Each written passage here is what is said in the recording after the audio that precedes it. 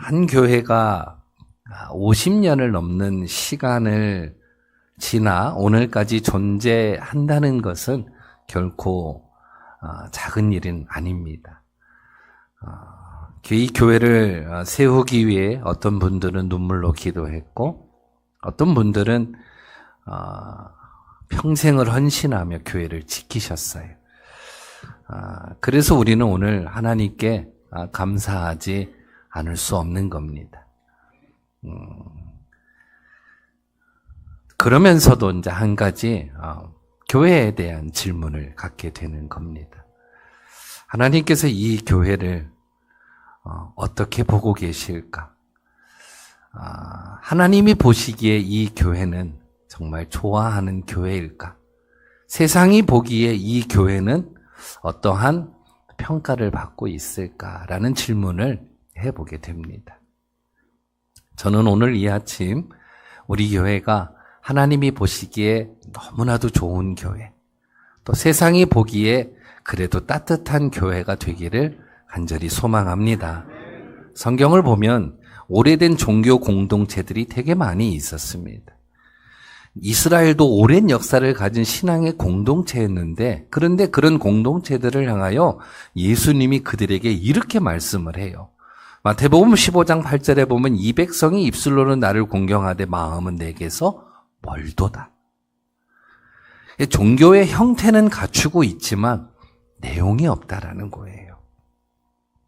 종교의 모습은 갖고 있는데 생명이 없다라는 거예요. 당시 많은 공동체들을 향하여 예수님이 책망하시고 징계하셨던 말씀이에요. 오늘 우리의 교회의 모습은 어떨지 우리가 이 말씀 속에서, 주시는 말씀 속에서 하나님이 좋아하시는, 또 하나님이 원하시는 아름다운 교회의 모습으로 우리가 새롭게 한번 다시 시작하는 은혜의 출발이 되기를 소망합니다. 오늘 본문의 이야기는 한 사람이 예수님을 찾아오는 장면으로 시작이 됩니다. 그의 이름은 니고데모입니다. 성경은 그를 이렇게 소개합니다. 1절에 그런데 바리새인 중에 니고데모라 하는 사람이 있으니 유대인의 지도자라, 이렇게 소개합니다. 당시 유대 사회에는 종교 지도자 그룹이 있었어요. 바리새인, 사두개인, 그리고 서기관들입니다. 이 바리새인들은 쉬운 표현으로 그냥 평신도 지도자들의 그룹이고, 사두개인들은 귀족 출신의 종교 그룹입니다. 그리고 이 서기관들은 성경을 해석하는 해석자들, 오늘날로 말하면 신학교 교수님들의 그룹입니다. 이 니고데모는 율법을 가장 철저히 잘 지키는 그런 바리새인에 속해 있었던 겁니다. 그뿐만이 아니라 그는 사내들인 공회의 회원이었어요. 당시의 사내들인 공회는 이스라엘의 최고 의회였습니다. 종교와 정치의 최고 지도자 70명으로 구성된 그런 조직이었어요. 오늘날로 말하면 국회의원 같은 그런 위치에 있었던 거죠. 한마디로 말하면 높은 분이었어요. 이 니고데모는 도덕적으로 훌륭했고 종교적으로도 열심이었고 사회적으로도 존경받는 사람, 이 사람이 바로 오늘 니고데모였어요. 그런데 이 니고데모가 밤중에 예수님을 찾아옵니다. 그리고 이렇게 물어요. 2절에 랍비여, 우리가 당신은 하나님께로부터 오신 선생인 줄 아나이다. 무슨 질문입니까? 당신에게 있는 그 능력은 무엇이냐? 하나님과 함께하는 삶이 무엇이냐라는 물음이에요. 평생 하나님을 섬겨왔고 평생 하나님 말씀을 가르쳐왔던 니고데모가 믿음이 무엇인지, 구원이 무엇인지를 질문하고 있는 거예요. 내가 평생 교회 다니면서 하나님을 예배하였고 내가 평생 교회를 섬기면서 헌신과 봉사하였는데 어느 날 믿음이 무엇인지, 어느 날 구원이 무엇인지를 모르겠다라는 거예요. 이런 질문 앞에 오늘 예수님께서 답변을 해 주십니다. 3절에 사람이 거듭나지 아니하면 하나님 나라를 볼 수 없느니라. 그러면서 이어하신 말씀이 오늘 본문입니다. 즉 구원이 무엇인지 믿음이 무엇인지를 명확하게 설명해 주는 말씀이에요. 오늘 본문 16절에 이렇게 기록되어 있어요. 하나님이 세상을 이처럼 사랑하사 독생자를 주셨으니 이를 믿는 자마다 영생을 얻게 하려 하심이니라. 하나님이 세상을 이처럼 사랑하사 독생자를 주셨으니, 이 말은 하나님이 우리를 위하여 하신 일입니다. 그 이유가 뭐예요? 이를 믿는 자마다 영생을 얻게 하려 하심이라. 우리를 살리셨어요. 하나님이 우리를 위해 하신 일을 우리는 복음이라고 말을 하는데, 이 복음이 무엇이냐? 독생자를 주셔서 우리를 살리셨다라는 거예요. 이것을 믿는 자가 영생, 구원을 얻는다라고 하며 예수님이 니고데모에게 가르쳐주고 있는 거예요. 우리가 이 대목에서 잊지 않아야 될, 기억해야 될 가치가 있어요. 여러분, 복음이라는 것은 하나님을 우리가 찾은 이야기가 아니라 하나님이 우리를 찾아오신 이야기예요. 우리가 하나님을 사랑한 이야기가 아니라 하나님이 먼저 우리를 사랑하신 이야기예요. 우리가 하나님을 모를 때, 우리가 하나님을 떠났을 때, 우리가 하나님을 거부했을 때 하나님이 우리를 위해 먼저 하신 일, 이것을 우리가 기억하는 것이 구원이요, 표현하는 것이 믿음이라는 거예요. 이 은혜가 여러분들의 삶에서 고백되어지기를 간절히 소망합니다. 오늘 본문에도 세상이라는 말이 등장을 해요. 세상을 사랑하신다라는 표현이 등장을 해요. 성경이 말하는 세상은요, 여러분, 깨끗한 세상이 아니에요. 성경이 말하는 세상은 죄 없는 세상이 아니에요. 하나님을 거부하는 세상, 죄로 가득한 세상, 자기 중심적인 세상이에요. 그런데 하나님이 이런 세상을 사랑하셨다라고 말해요. 여기에 이유가 있어요. 그 이유가 너무나도 중요합니다. 세상은요, 죄로 물들었어요. 자기 중심적이에요. 세상은요, 이기적이에요. 말씀을 거부해요. 그런데 하나님이요, 세상을 사랑하셨다라고 말하고 계세요. 그 이유가 그 세상 안에 저와 여러분이 있기 때문입니다.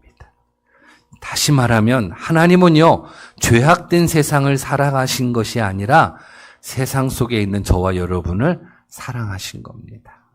믿으시길 바랍니다. 그리고 이 사랑을 세상에 보여주기 위하여 하나님이 이 땅에 교회를 세우신 거예요. 이 사랑이 얼마나 위대한지, 이 사랑이 얼마나 놀라운지, 이 사랑이 얼마나 감사한지를 세상에 알리고 보여주기 위하여 하나님이 이 땅에 교회들을 세우신 거예요. 그래서 교회는요, 하나님의 사랑을 배우는 곳이어야 되고 하나님의 사랑을 경험하는 곳이어야 되며 하나님의 사랑을 나누는 곳이 되어야 돼요. 하나님이 세우신 이 교회 안에서 하나님의 사랑을 배우고 하나님의 사랑을 경험하고 하나님의 사랑을 나누는 교회가 되어야 돼요. 나는 우리 교회가 그런 교회가 되기를 간절히 소망합니다. 그래서 누구든지 이 교회 안에 들어올 때 그 사랑으로 위로받고, 누구든지 교회 안에 들어올 때 그 사랑으로 치유받고, 누구든지 그 교회 안에 들어올 때 그 사랑으로 힘을 얻는 교회. 하나님은 이 목적을 위하여 이 땅에 교회를 세우신 거예요. 그래서 우리는요, 이 목적, 하나님이 세우신 그 목적을 우리는요, 지켜가야 되는 거예요. 그것이 우리의 사명입니다. 여러분, 교회는요, 하나님이 하신 일 외에는 아무것도 없어야 돼요.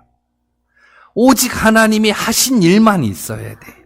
오직 예수님께서 이루신 일만 자랑하고 감사하고 그런 예수님을 예배하고 사랑하겠다고 고백하는 곳, 그곳이요, 교회가 되어야 돼요. 교회는요, 사람을 판단하는 곳이 아니라 사람을 사랑하는 곳이 되어야 돼요. 교회는요, 남을 정죄하는 곳이 아니라 남을 살리는 곳, 구원하는 곳이 되어야 돼요. 교회는요, 높아지는 곳이 아니라 낮아지고 섬기는 곳이 되어야 돼요. 이러한 목적, 이러한 뜻을 가지고 하나님이요, 이곳에 교회를 세우신 거예요. 그래서 반석에 지치는 모든 여러분들이 이 뜻을 우리가 함께 지켜가야 돼요. 어떻게 하면 이 하나님의 뜻을 지켜갈 수 있을까? 하나님이 이곳에 교회를 세우신 그 목적을 우리가 어떻게 하면 이루어갈 수 있을까?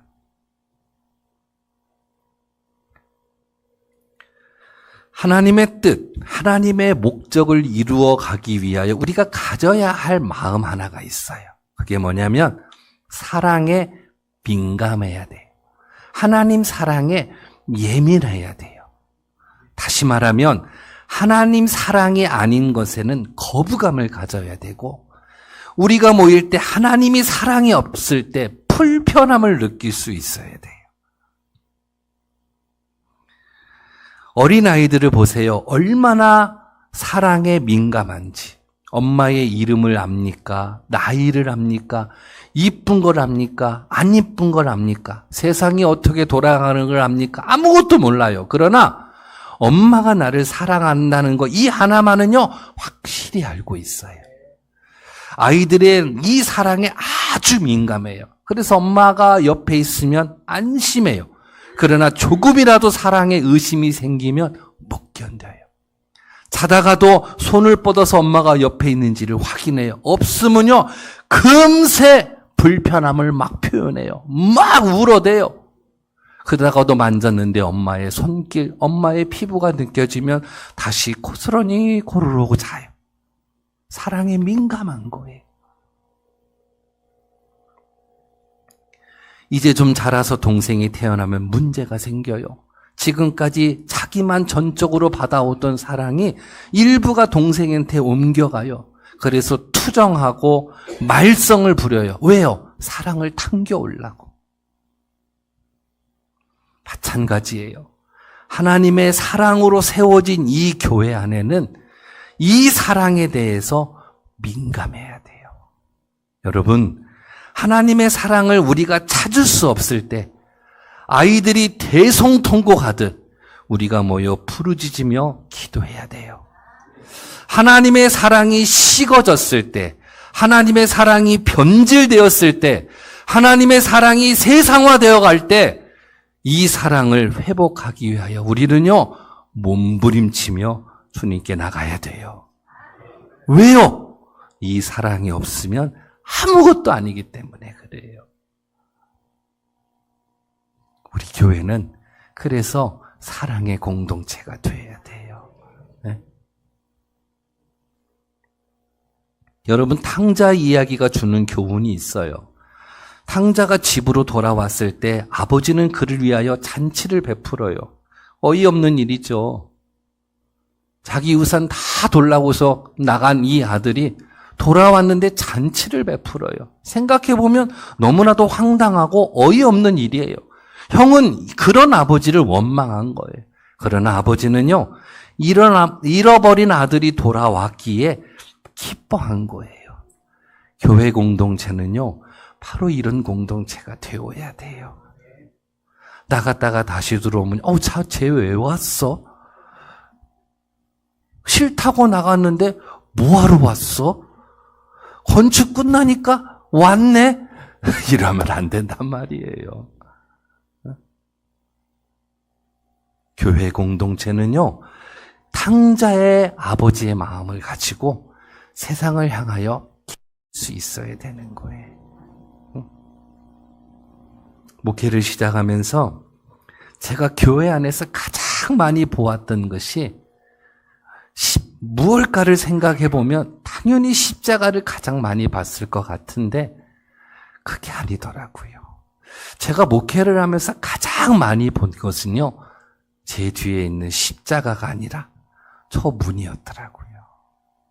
찬송하며 저 문 바라보고 설교하면서 저문 바라보고 기도하며 저문 바라보고 왜요? 누가 열고 들어오지 않을까? 누가 열고 들어오기를.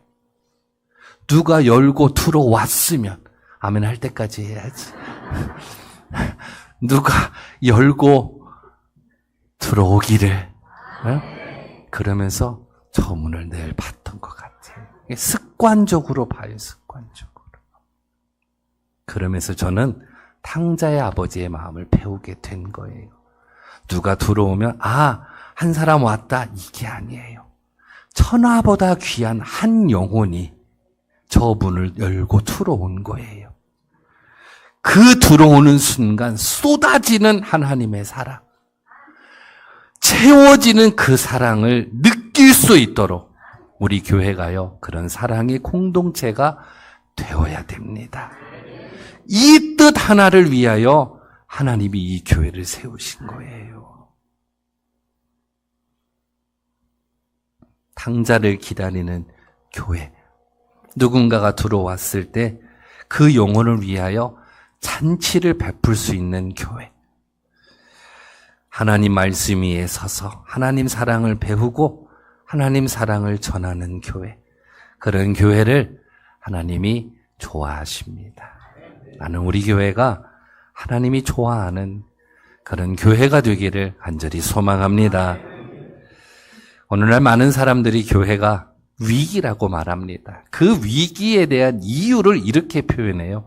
수가 줄어든다고. 교인 수가 줄어든다고. 그런데 저는 그렇게 생각하지 않습니다. 오늘날 교회의 위기는요, 사람이 줄어드는 게 아니에요. 하나님의 사랑이 사라지는 거예요. 예수님도요, 말세의 특징을 이렇게 말씀하셨어요. 마태복음 24장 12절에 불법이 성함으로 많은 사람의 사랑이 식어지리라. 여러분요, 사랑이 식어지면 교회는요, 이미 위기입니다. 사랑이 식어지는 순간 교회는 이미 병든 거예요. 그러나 하나님의 사랑이 살아있으면 그 교회는요, 살아있는 거예요. 그 살아있는 터 위에 하나님의 은혜, 하나님의 기적, 하나님의 역사, 하나님의 승리를 부어주시는 거예요. 자꾸 찾아서 하나님이 이 교회로 보내주시는 거예요. 바라옵기는 우리 교회가 그런 교회가 되기를 소망합니다. 집에서는 싸나워도 교회에서는 사랑이 넘치는 여러분들의 모습이 되기를 소망합니다. 집에서는 정말로 싸나워도 교회에서는 천사들이 되기를 소망합니다. 그래야 돼요. 오늘날 교회들이 막 세상과 단절하고 막 싸나우면 안 돼요. 바울 목사님도 이렇게 얘기를 해요. 디모데후서 3장 1절에서 5절인데 이 무슨 말이냐? 하나님과 전혀 관계없는 것들이 교회 안에 있으면 안 된다라는 거예요. 무슨 내용들이냐? 제가 하나하나 읽어드릴게요. 디모데후서 3장 1절에서 5절인데 너는 이것을 알라. 말세에 고통하는 때가 이르러 사람들이 자기를 사랑하고 돈을 사랑하고 자랑하고 교만하고 비방하고 부모를 거역하고 감사하지 아니하며 거룩하지 아니하며 무정하고 원통함, 모함, 절제하지 아니하며 싸나우며 선한 것을 좋아하지 아니하며 배신하며 조급하며 자만하며 쾌락을 사랑하기를 하나님 사랑하는 것보다 더하며 이러한 것들이 우리 공동체 안에 있으면 안 돼요. 우리 공동체 안에는요, 딱 하나만 있어야 돼. 하나님이 우리를 위해 하신 일. 그게 뭐예요? 이처럼 사랑하사. 하나님 사랑만 우리 안에 있어야 돼요. 저와 여러분은요, 여러분과 교우들은요, 사랑으로 맺어진 거예요. 형제들은 어머니와 아버지의 피로 맺어진 거잖아요. 저와 여러분은요, 그리스도의 피, 그것을 우리는 사랑이라고 말하잖아요. 이 사랑으로 저와 여러분은 맺어진 거예요. 그러기에 가족은 가족이에요. 영적인 가족이 우리예요. 이해할 못할 게 없는 가족이면 이해 못할 게 없잖아요. 용납이 안 되는 게 없잖아요. 용서가 안 되는 게 어디 있어요? 교회 안에서도 그래야 돼요. 이해 못할 게 어디 있어요? 용서 못할 게 어디 있고요? 싫은 게 어디 있어요? 가족인데. 우리는 그런 마음, 그 사랑으로 우리 공동체를 지켜가야 돼요. 만약 교회가 하나님의 사랑을 가르치지 않고 배우지 않고 지키지 않는다면 그 자리는 금방 다른 것으로 채워져요.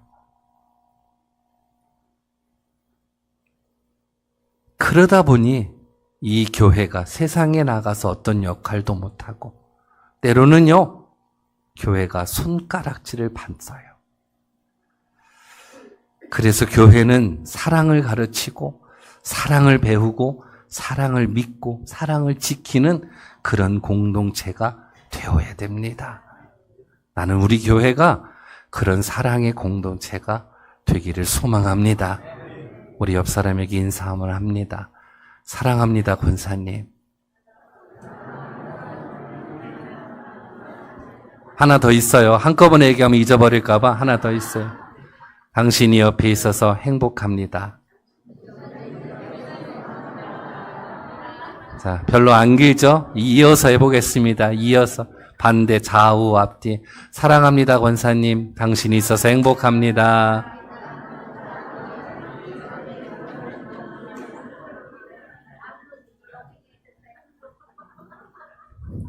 말씀을 마무리합니다. 사랑하는 성도님들, 창립 54주년을 맞이하면서 우리 교회가 다시 한번 결단해야 합니다.